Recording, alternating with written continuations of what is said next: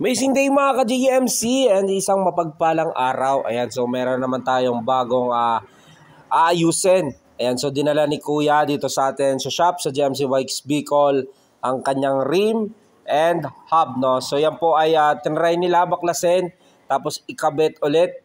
So palit ng hub, so DIY sana kaso hindi kinaya. So mali-mali yung pagkakabit ng spokes sa mismong rim. Ayan, so kaya po kinabit natin yan ng tama. So yung spokes yung haba niya, so tinry natin yung 4 na butas sa gitna, so pasok na pasok naman. So yan, natapos na natin na ikabit yung mismong mga spokes sa hub and rim. So yung pinaikot natin, no? So siyempre hindi pa po yan tapos. So ilalagay natin po siya sa wheel alignment tools natin. So diyan po natin ipifinish yung mismong alignment, no? Sa mga gusto rin magpaayos, magpa-align ng wheel set nyo, so available po tayo dito sa GMC Bikes Bicol. Located po kami San Francisco, Ocampo, Camarines Sur. Ayan po, open po kami Tuesday to Sunday 9 AM to 5 PM. Ayan, so natapos na natin na i-adjust at i-align, no? So sa bahay na lang daw nila ikakabit. So maraming salamat kuya sa tiwala sa GMC Bikes Bicol.